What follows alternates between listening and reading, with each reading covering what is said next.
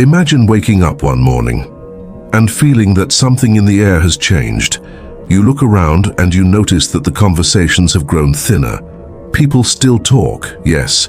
They post, they react, they scroll endlessly. But listen closely, and you'll realize something terrifying, that they're not thinking anymore. The world around you hums with constant sound. Notifications, debates, breaking news, and opinions shouted from every screen. It's a world louder than ever before, and yet, strangely, emptier. We live in a time when silence feels dangerous, when slowness is mistaken for ignorance, and when questioning has become an act of rebellion.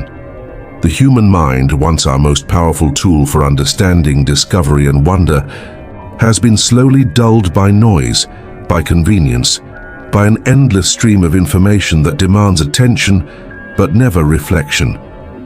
Think about what that means for a society.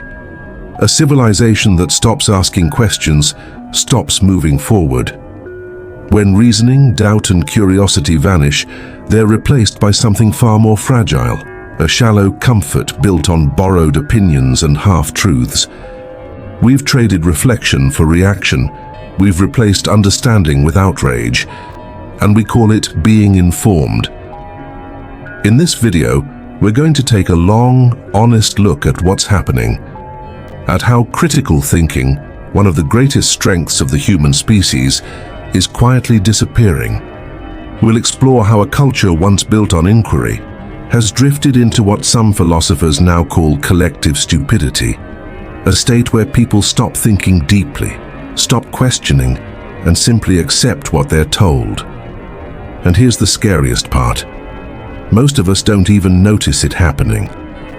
We are distracted by the constant flicker of screens, lulled into obedience by algorithms that know us better than we know ourselves. We tell ourselves we're informed, while our attention spans shrink, and our ability to reason withers quietly in the background.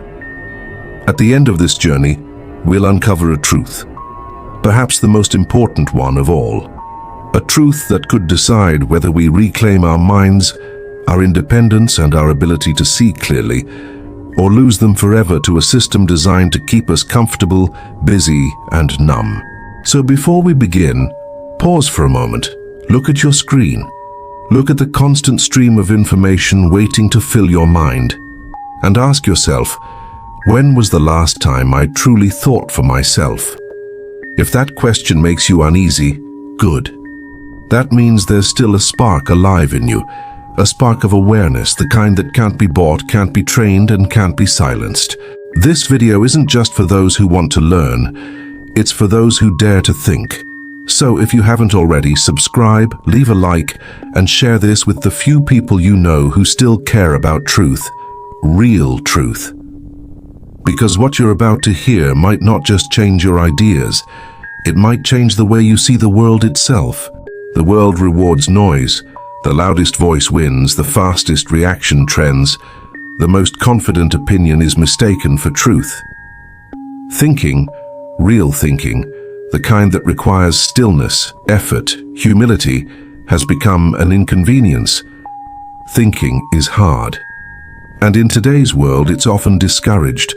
The modern environment is built to distract, not to deepen. It rewards speed, not clarity. It celebrates confidence, not accuracy. It thrives on emotion, not evidence. We scroll, we react, we move on. And slowly, without realizing it, we begin to lose the ability to stop and actually think.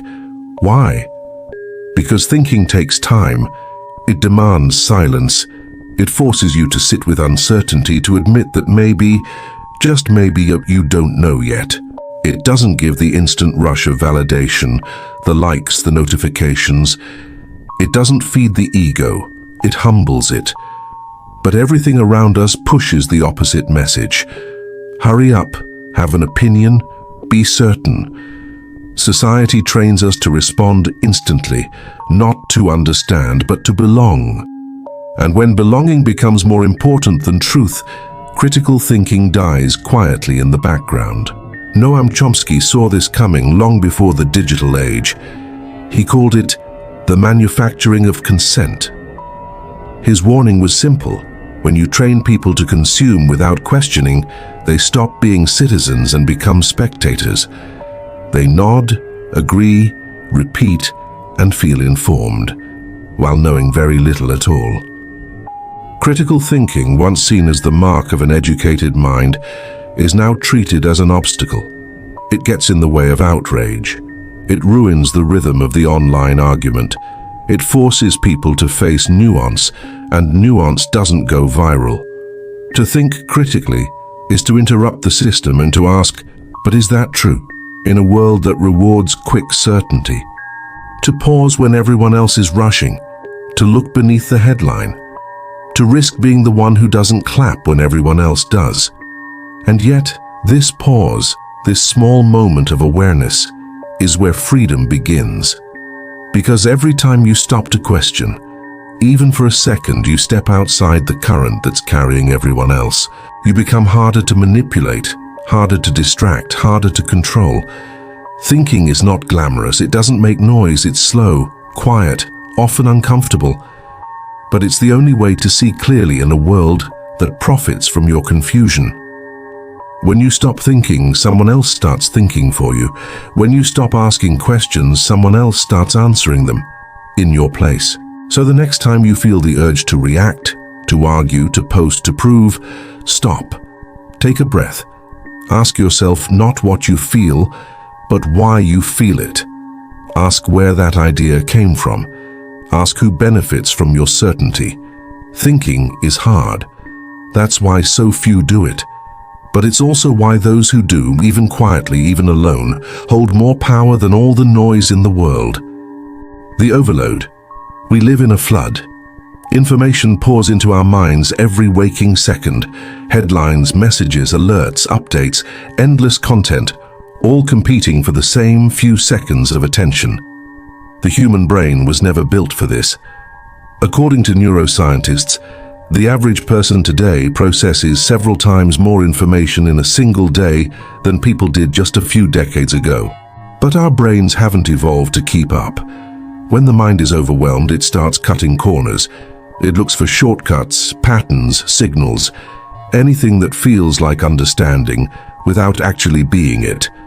So instead of thinking critically, we start thinking automatically. We trust the crowd. We trust what's trending. We assume that if something has millions of views or thousands of comments, it must be true. That's not reasoning. That's reflex. Psychologists call this social proof. It's a survival mechanism born in the ancient world where following the tribe could mean the difference between life and death. But in the modern age, it's a trap. Algorithms know this. They use it against us, showing us what's popular, what's liked, what's shared, teaching us to mistake visibility for value and noise for truth. Every scroll, every click, every small dopamine hit shapes how we think, or rather, how we don't. Because after hours of consuming, reacting, scrolling, we rarely pause to reflect. The brain, fatigued and overstimulated, starts outsourcing thought. It learns that it's easier to follow than to analyze, easier to agree than to investigate, easier to move on than to stay with discomfort. And that's exactly how collective stupidity spreads, not because people are foolish, but because they're exhausted, because it takes real mental energy to question, and our attention is already spent on distraction. Think of how often you've seen a post with thousands of likes and thought, that must be true. Think of how rarely you've gone beyond the headline, how often emotion outweighed evidence. It's not your fault, it's design. The system was never built to inform you. It was built to keep you engaged. In this flood of endless information, the mind begins to drown. The more we consume, the less we understand. The more we react, the less we reflect. We mistake familiarity for truth and repetition for proof. And soon, we stop noticing that our opinions no longer belong to us. The loudest voice becomes our voice. The trending outrage becomes our outrage. The popular narrative becomes our worldview. And beneath all of it, something ancient and irreplaceable fades away. The ability to see clearly, to separate the signal from the noise. Information is not wisdom. Data is not understanding. Connection is not thought. We were promised that more access to knowledge would make us smarter. Instead, it made us comfortable enough to stop thinking altogether. And that comfort, disguised as awareness, is the slowest, quietest kind of control. The death of focus. Something subtle is happening to our minds, not all at once, but gradually, like a dimming light. Our ability to focus, to hold a thought still long enough to examine it, is disappearing. We don't read the same way we used to. We don't listen the same way. Even our silence has been invaded. Neuroscientist Marianne Wolf describes this change as a rewiring of the brain itself. The more we live in the digital world, the more our neural pathways adapt to its rhythm. Fast, shallow, scattered. We skim instead of read. We scroll instead of absorb. We react instead of reflect. The deep, sustained attention once required for understanding is being replaced by brief bursts of stimulation. The tragedy is that critical thinking depends on focus. You cannot question without stillness. You cannot analyze while distracted. You cannot reach insight if your attention is constantly being pulled apart. When was the last time you read a full article from start to finish without checking your phone? When was the last time you allowed yourself to sit in silence, with no background noise, no screen, no interruptions, just your thoughts? For most, it's become almost impossible. But this wasn't accidental. The world is built to fracture your attention because a distracted mind is an obedient one. The more fragmented your focus, the less likely you are to resist, to ask, to dig deeper. In a sense, every notification, every vibration, every red dot is a tiny theft, not just of your time, but of your clarity. Carl Sagan once warned that we live in a society deeply dependent on science and technology, in which hardly anyone understands either. But what he feared even more than ignorance was apathy, a quiet surrender of curiosity. A population too distracted to care that it doesn't understand the world it lives in. Distraction is not neutral. It shapes what we believe, what we value, and how we see reality. Because when the mind loses depth, the world loses meaning. Everything becomes surface, fast, simplified, flattened into headlines and hashtags. We no longer explore. We skim through existence, collecting fragments of knowledge without ever assembling them into understanding. And slowly, without noticing, we begin to confuse familiarity with comprehension. We think we know because we've seen. We think we understand because we've heard. But exposure is not wisdom, it's the illusion of it. Our ancestors once spent hours reading a single text, thinking about it, wrestling with it, debating it. Today, we can't even finish a paragraph without glancing at the clock. The mind, once capable of deep oceans of thought, now lives in shallow streams. And the saddest part? We call it progress. When the ability to focus disappears, so does the space where truth is born. Because truth doesn't shout, it whispers. It hides between ideas, in the pauses between sentences, in the long silence where the mind connects what it already knows with what it has yet to understand. But a distracted mind never reaches that silence, it never connects. It just consumes endlessly, blindly, hungrily. To think clearly again, we must first remember what stillness feels like. We must learn to sit with a single question long enough for the noise to fade. Only then can real thought return. Slow, deliberate, alive. Because focus is not just attention, it is the doorway to wisdom. And every moment we give it away to the endless scroll, the world grows a little louder, and our minds grow a little quieter. Education. From the moment we step into a classroom, we are taught the rules of the system. Sit still. Repeat after me. Don't question the instructions, just follow them. Every bell, every grade, Every standardized test whispers the same quiet command: obey. Teacher and education critic John Taylor Gatto once wrote that schools were never designed to create independent thinkers. They were built to produce predictable citizens. The model came from the industrial age, when factories needed disciplined workers, not philosophers. Schools, like factories, were efficient machines. Rows of desks replaced rows of assembly lines. The goal wasn't curiosity, it was compliance.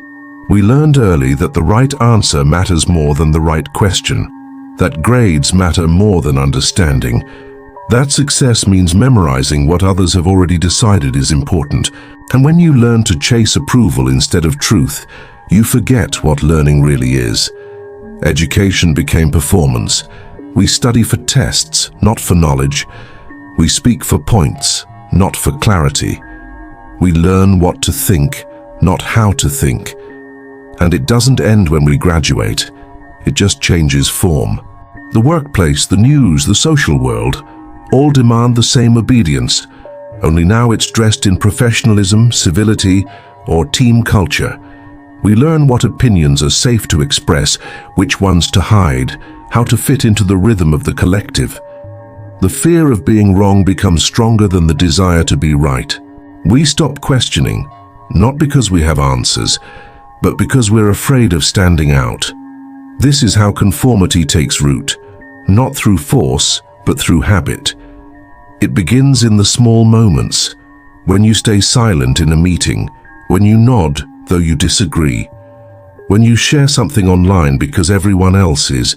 Each quiet surrender feels harmless, but together they build a culture where silence becomes virtue and curiosity becomes risk. Psychologist Erich Fromm called this the escape from freedom. He said that real freedom demands responsibility, the courage to think for yourself, even when it's uncomfortable. But most people, he observed, would rather trade that freedom for certainty. They want someone else to tell them what's true, what's moral, what's acceptable. Because thinking for yourself means you can no longer hide behind authority. You can no longer blame the system for your ignorance. You are accountable for your beliefs, your actions, your worldview.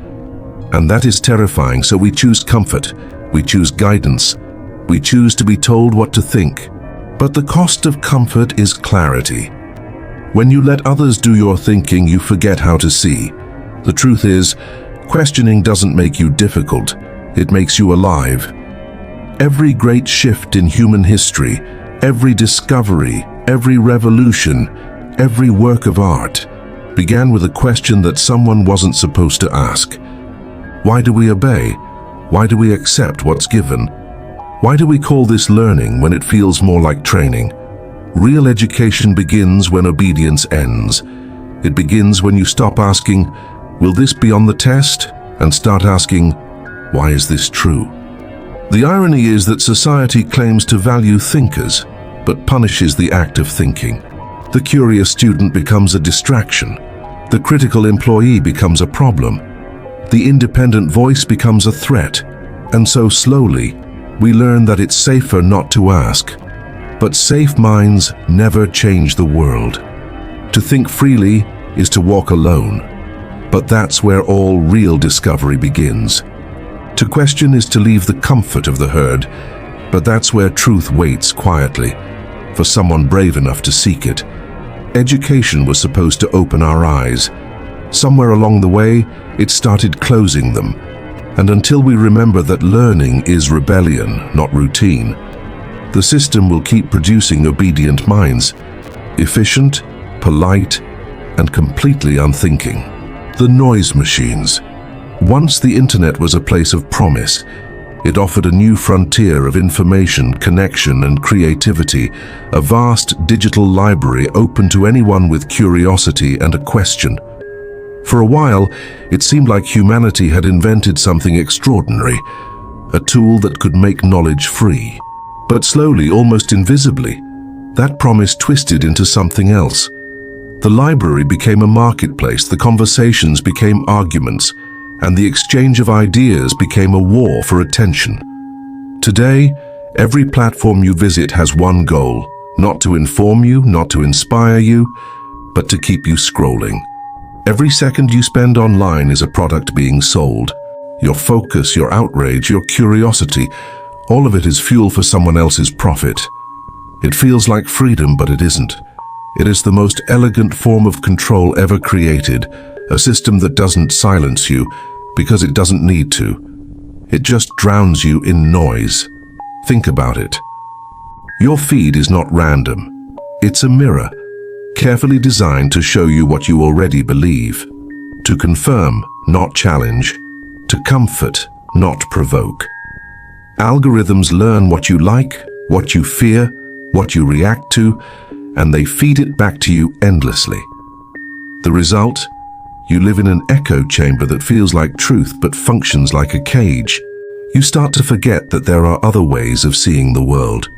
You stop listening to people who disagree.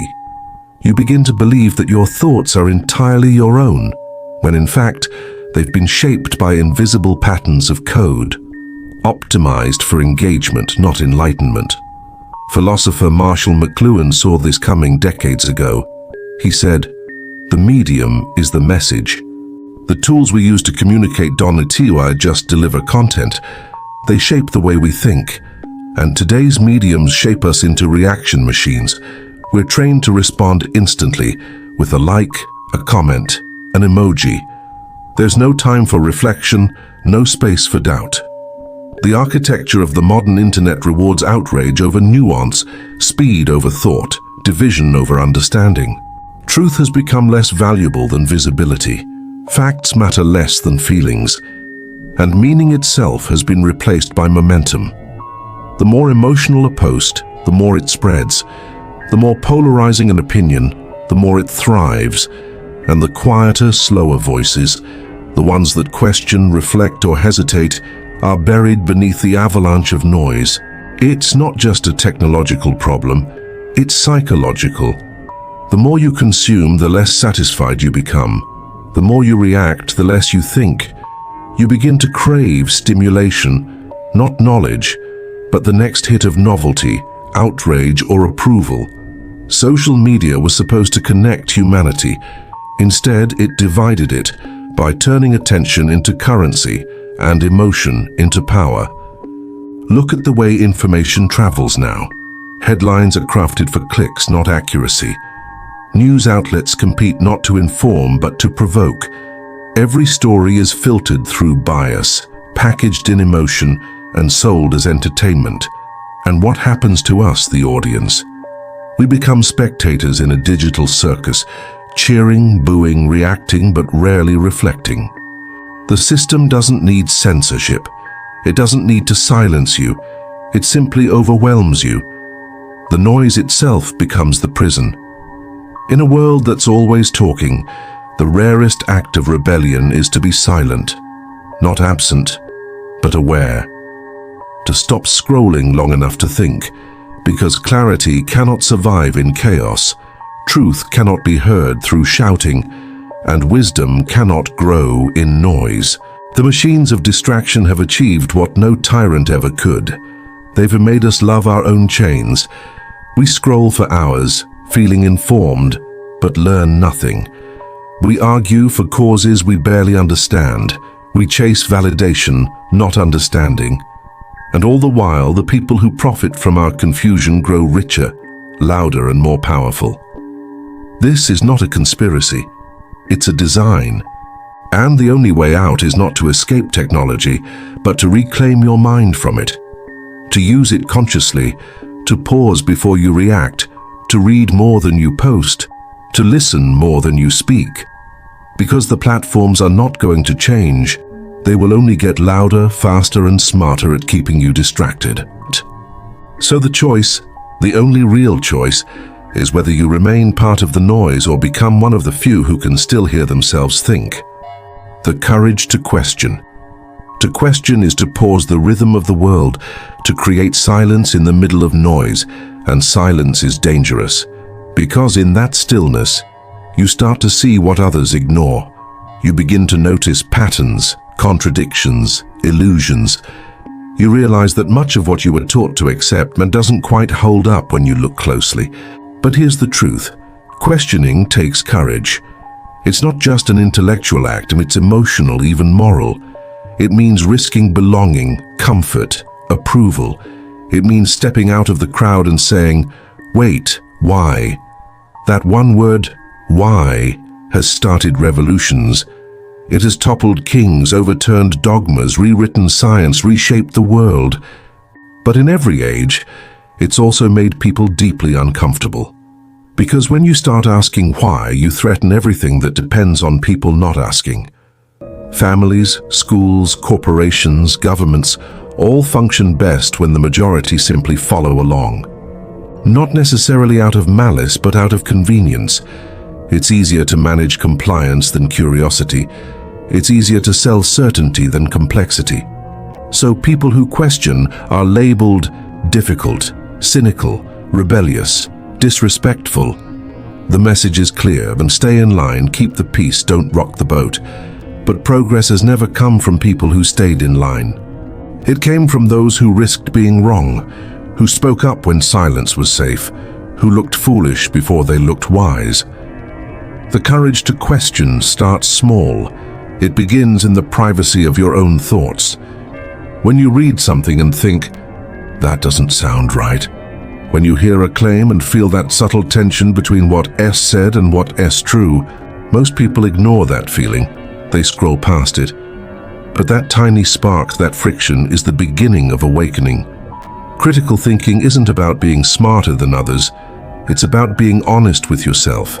It's about refusing to accept easy answers, even when they're comforting. It's about saying, "I don't know, but I want to find out." And that phrase, "I don't know," so might be the most powerful sentence in the human language, because it opens the door to learning. It invites truth instead of pretending to own it. Socrates built his entire philosophy on this idea. The only true wisdom is knowing you know nothing. It sounds humble, even simple, but it's an act of radical courage.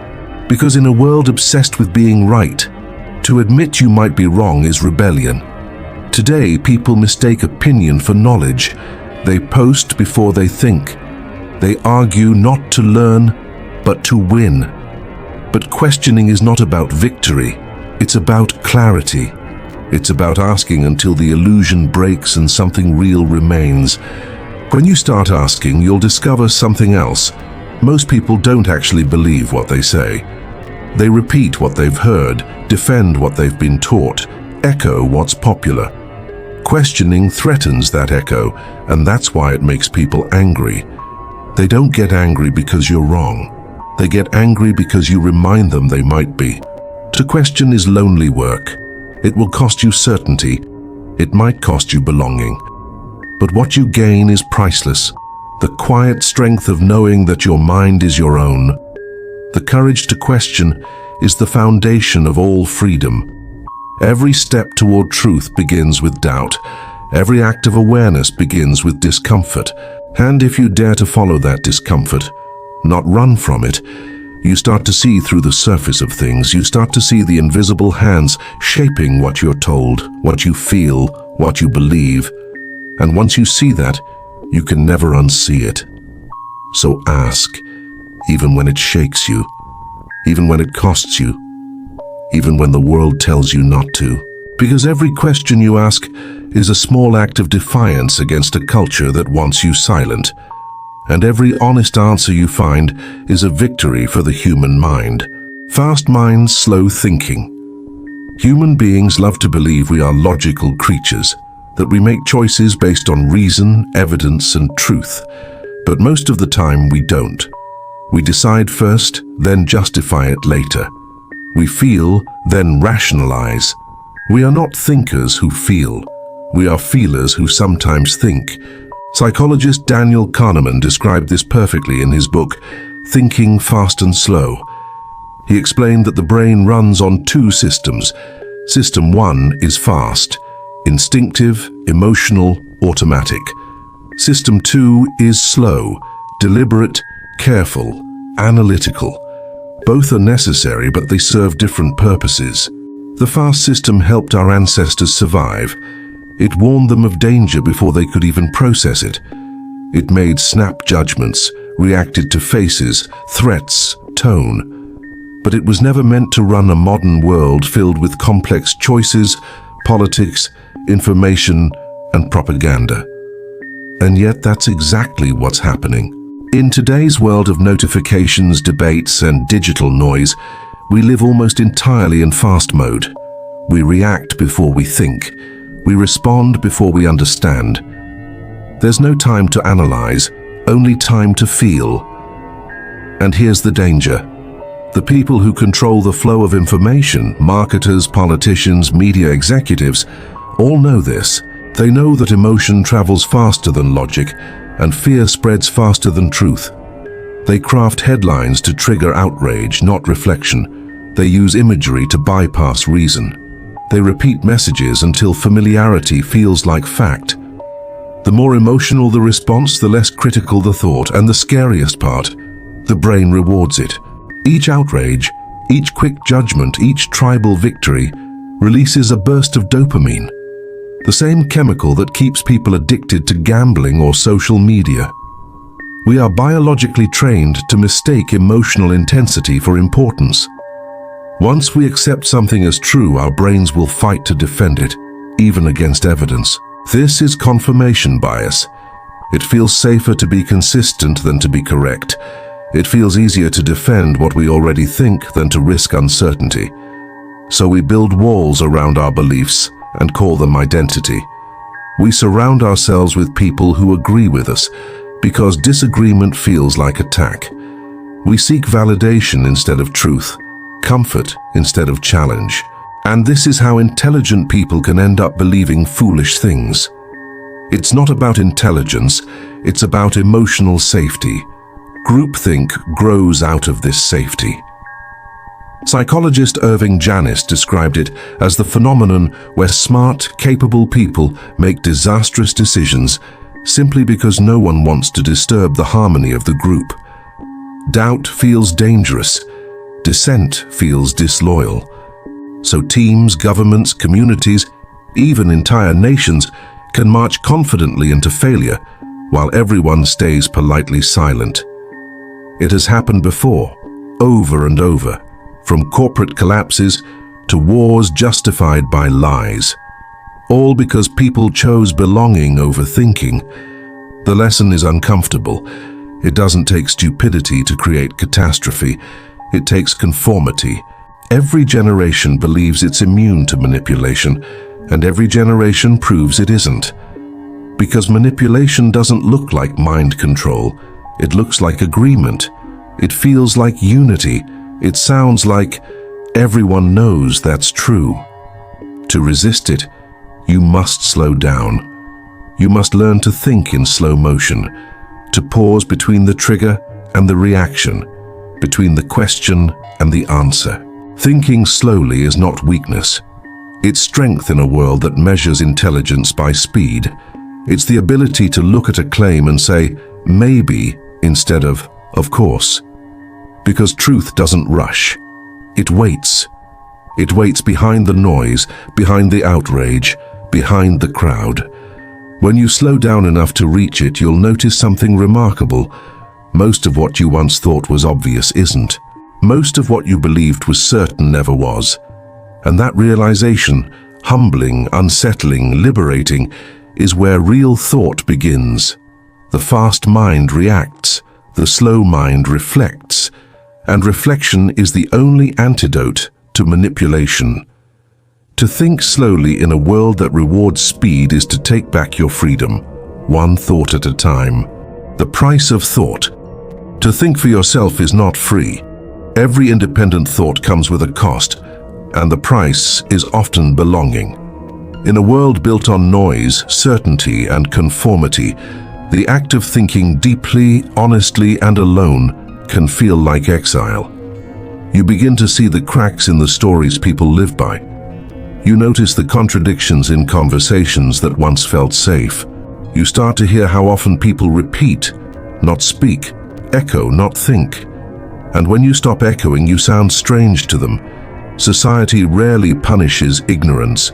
It rewards it with comfort, approval, and belonging.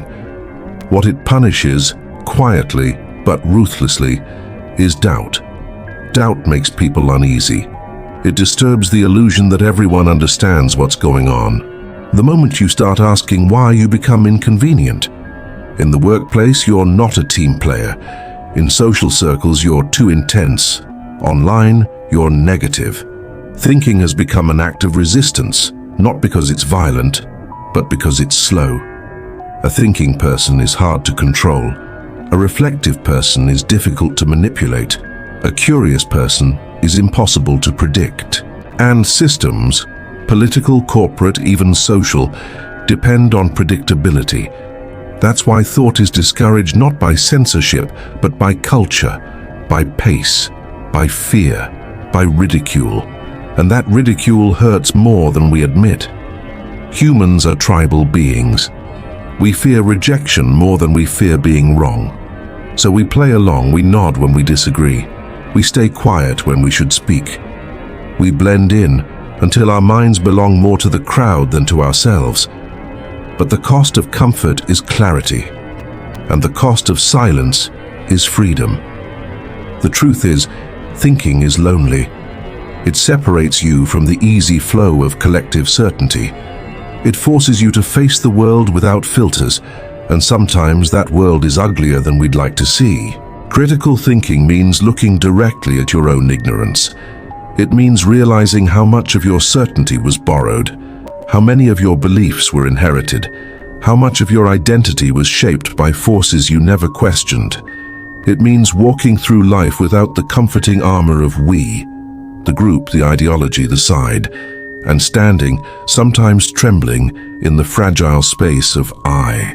But it is in that space that the self begins, because the alternative is worse. The person who never thinks for themselves may feel safe, but that safety is a kind of sleep. They dream the dreams of others. They fight battles chosen for them. They mistake obedience for peace. The thinker, meanwhile, walks awake, uncertain, yes, but free.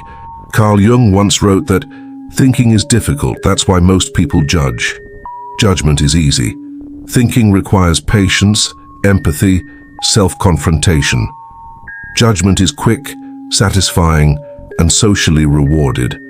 Thinking is slow, lonely, and often misunderstood.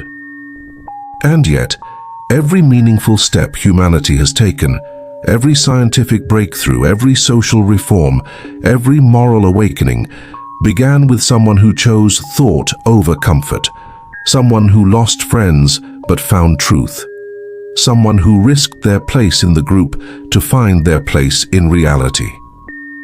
To think is to pay that price willingly, to say I would rather be uncomfortable with truth than comfortable in illusion. And yes, it hurts. To see clearly is to lose certain kinds of peace, but it is also to gain something far greater, self-respect. Because when your thoughts are truly your own, you no longer need to shout to prove them. You no longer fear disagreement. You no longer crave approval. You simply know. That quiet knowing, not arrogance, not pride, but the calm conviction that your beliefs have been tested, examined, and chosen, is the purest form of strength. The price of thought is high, but the cost of never thinking is your soul. And while most of the world will continue trading truth for comfort, it takes only a few, a small, stubborn few, to keep the flame of thought alive. So if thinking makes you lonely, take heart. It only means you've begun to see. The lost dialogue. Once learning began with conversation, two people sitting face to face sharing questions, not answers. Philosophy itself was born this way, in dialogue. Socrates never lectured, he asked. He knew that truth doesn't come from statements, but from the friction between two minds searching together. But look around today, where has that gone? We no longer talk to understand, we talk to win. Every discussion feels like a competition, every disagreement like a threat. We listen only to reply, never to reflect. Somewhere along the way, We replaced dialogue with debate, curiosity with conviction, and connection with performance. We forgot that real understanding requires humility, the willingness to be wrong, the patience to listen, the courage to change. It's not that people have stopped communicating. If anything, we talk more than ever. We send millions of messages every second. But the more we speak, the less we seem to hear. Words are everywhere, meaning is rare. Social media turned discourse into theater. So opinions became identities. Likes replaced arguments. Winning replaced learning. And yet wisdom grows only where ideas collide gently, not violently. A real thinker doesn't fear disagreement. They need it. They know that without opposition, the mind atrophies. Without challenge, thought becomes ideology. But today, disagreement feels unsafe. To question is to offend. To hesitate is to betray. The result is a fragile world of certainty, where people defend slogans as if they were truths and confuse silence with respect. Real dialogue is an art, one nearly extinct. It demands something modern life despises: patience. It unfolds slowly. It requires that you hold your judgment long enough to let another person's thought breathe. And in that pause, that space of uncertainty, something extraordinary happens: understanding. Because understanding doesn't mean agreeing. It means seeing from another angle, recognizing the limits of your own view, and realizing that truth is often too large for one person to carry alone. The philosopher Jiddu Krishnamurti once said, "To observe without evaluating is the highest form of intelligence." But our world is addicted to evaluation. Instant, constant, automatic. We don't observe. We categorize. We don't explore. We label. The more we judge, the less we understand. And the less we understand, the more afraid we become. Fear makes us louder. Anger makes us blind. And in the chaos of our reactions, the quiet voice of reason disappears. But dialogue, real dialogue, is how humanity remembers its sanity. It is how civilizations evolve without collapsing into noise. It is how individuals grow without losing their compassion. To speak honestly and to listen completely are two sides of the same courage. It's easy to shout an opinion. It's much harder to hold a silence long enough for truth to surface. If you ever want to test the strength of your beliefs, don't shout them louder. Explain them calmly to someone who disagrees. If they collapse, they were never beliefs. They were borrowed armor. And maybe that's why true conversation is so rare now, because it exposes us. It reveals the weakness of our convictions and the fear behind our confidence. But that's also why it's sacred. To think critically, you must speak honestly. To speak honestly, you must listen bravely.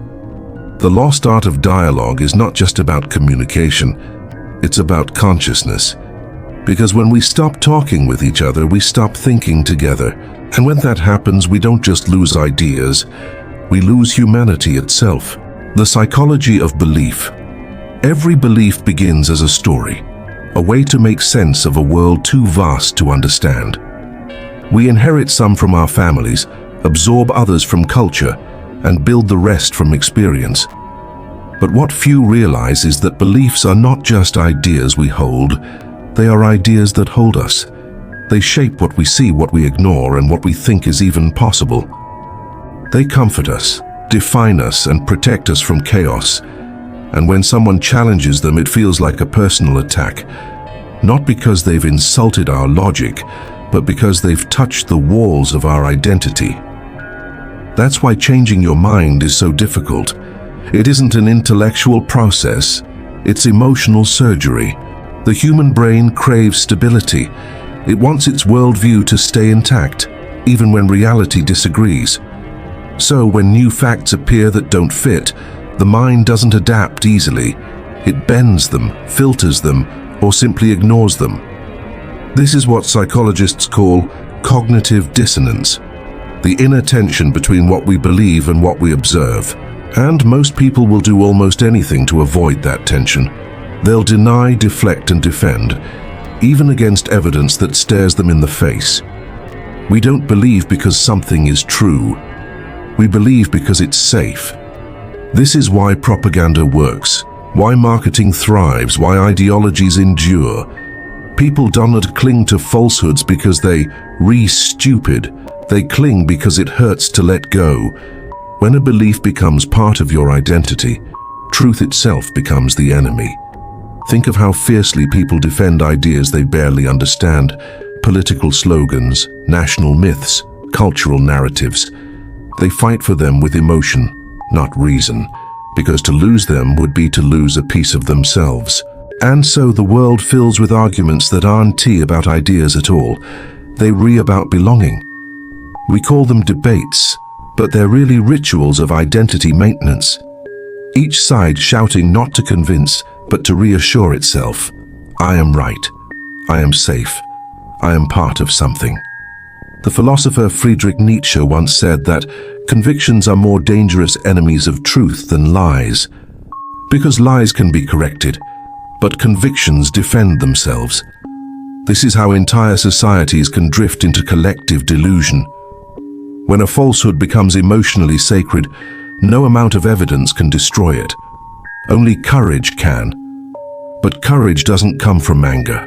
It comes from humility. The quiet acceptance that you might be wrong. It comes from curiosity, the desire to learn, not to win. It comes from the rarest kind of strength, the willingness to let go of the comfort of being certain. When you start to question your own beliefs, something painful but miraculous happens. The world grows larger. What you thought was solid begins to move. You realize how small your corner of truth has been and how much beauty lies beyond it. This is why genuine critical thinking is so rare. It demands emotional maturity. The ability to feel discomfort without running from it, to hold doubt without panic, to let go without losing yourself. And yet, this is also where freedom begins. Because once you've faced the collapse of one belief and survived, you understand something most people never do. Your identity is not your opinions. Your worth is not your certainty. You can change your mind and remain yourself. When you reach that point, beliefs stop being cages.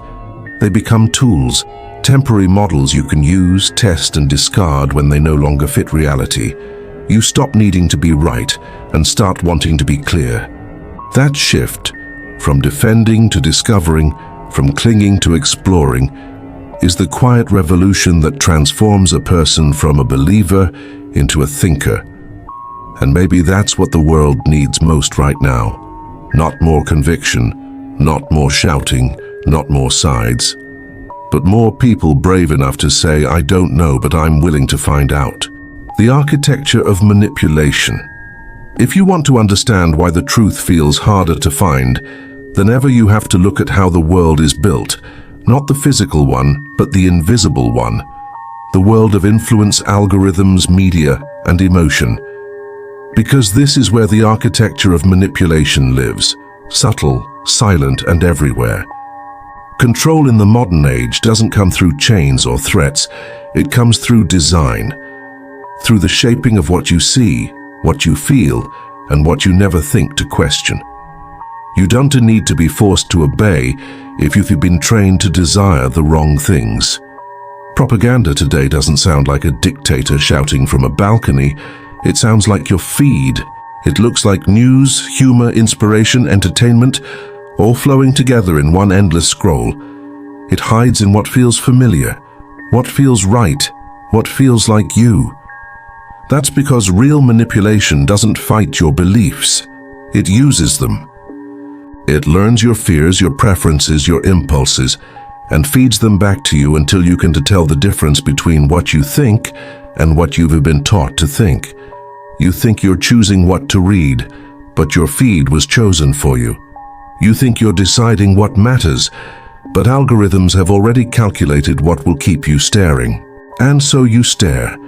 Not because you're weak, but because the system was built to hold you there.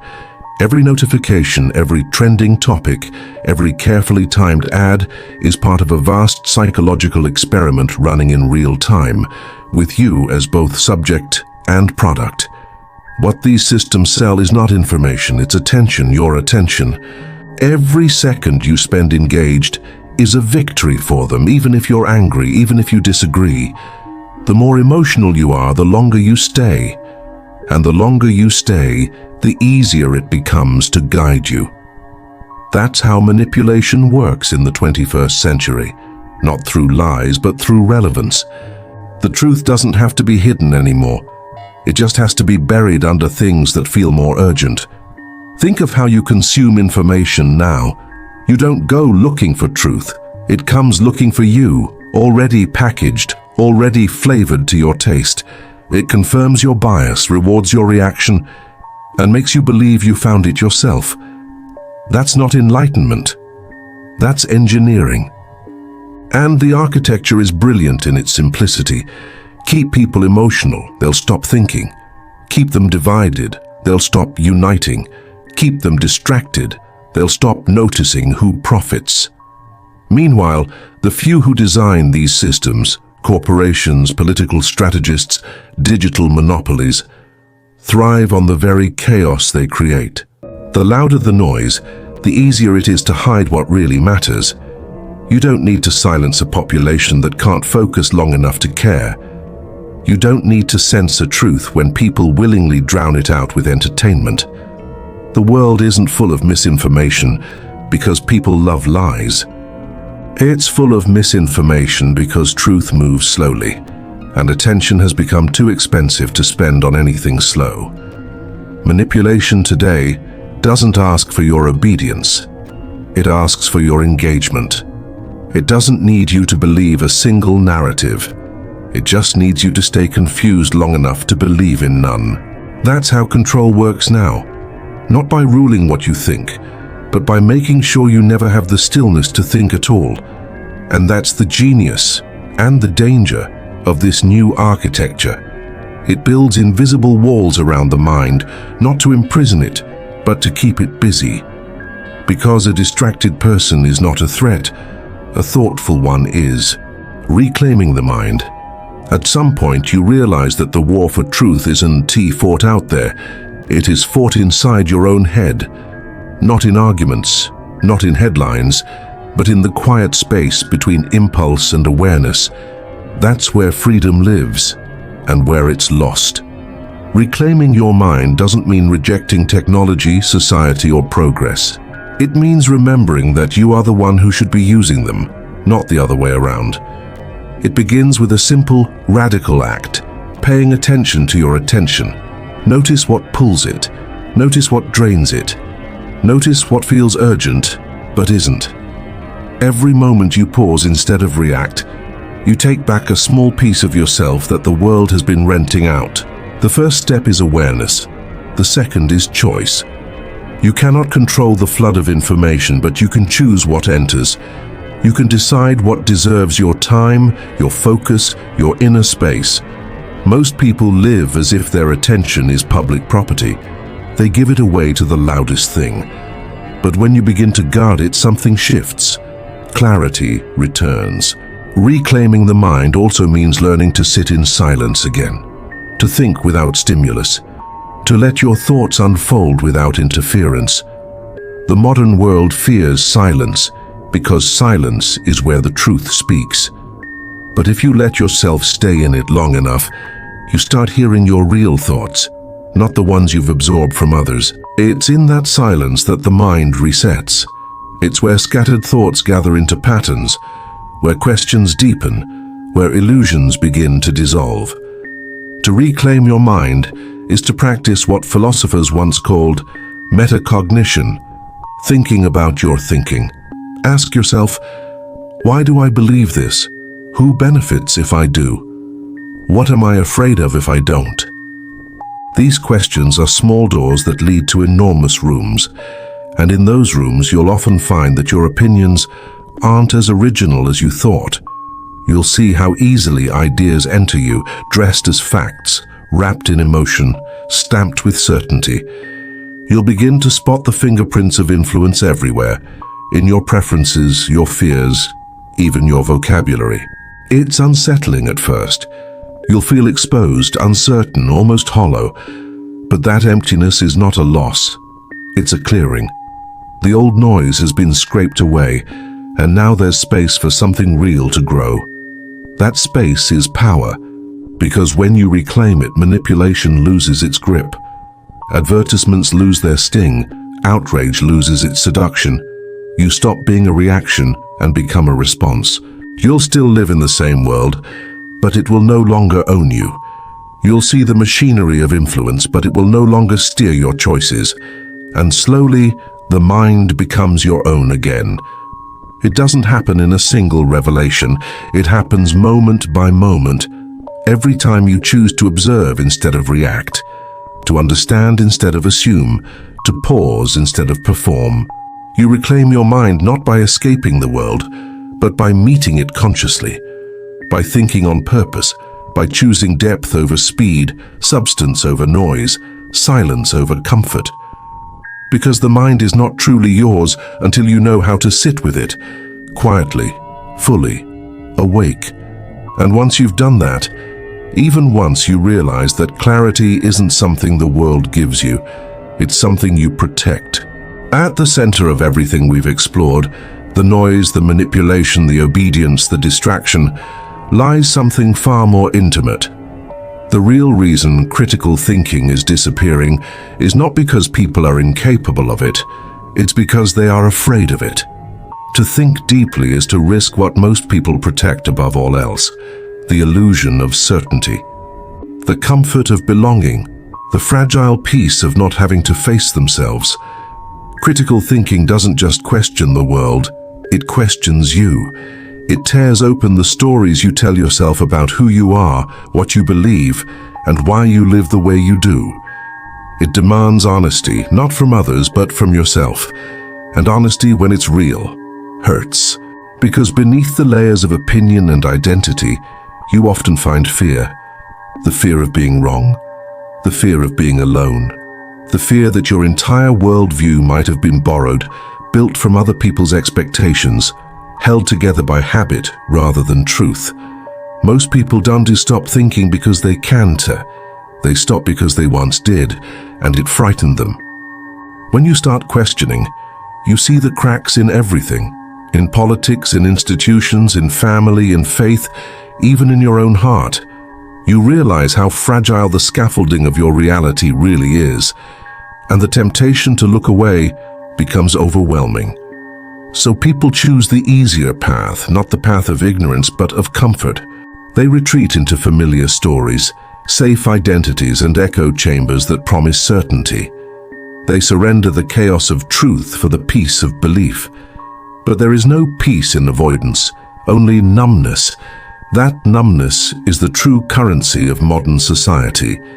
A calm, quiet submission dressed as happiness, a soft, safe sleep where nothing hurts and nothing changes. But deep down, something in us resists it. A whisper that refuses to die. The same whisper that drove our ancestors to draw on cave walls, to question kings, to map stars, to ask why. It is the voice of consciousness itself, calling us back to awareness. That voice doesn't shout. It waits, patiently beneath the noise. It waits for the moment you stop running, stop scrolling, stop pretending. It waits for the moment you look around and realize something is wrong with how we think. And when that moment comes, if you were brave enough not to silence it, something extraordinary happens. You begin to wake up. You see how every institution, every system, every ideology benefits when people stop thinking for themselves. You see how culture rewards obedience disguised as virtue, emotion disguised as truth, comfort disguised as meaning. And you start to understand the one truth that changes everything. Critical thinking is not a skill, it's a rebellion. It is the refusal to surrender your consciousness to anyone, not to governments, not to media, not to your peers, and not even to your own ego. To think critically is to stand at the edge of certainty and step forward anyway. It's to admit, I don't know, and let that honesty guide you towards something real.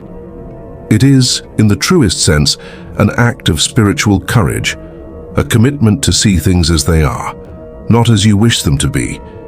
Because truth is not comfortable, it burns away illusions. It humbles pride. It strips away everything false until only what is real remains, raw, quiet, alive. And once you've seen it, you can't go back. You can't unknow what you know. You can't unsee the patterns. You can't unhear the silence beneath the noise. But you can live differently. You can choose awareness over ease, honesty over habit, depth over distraction. And in that choice, that single, quiet, defiant choice, you reclaim your humanity. Because the mind that dares to think freely is the last sacred thing left in a world that trades freedom for comfort. And the final truth is this: if you wish to be free, you must first be willing to think.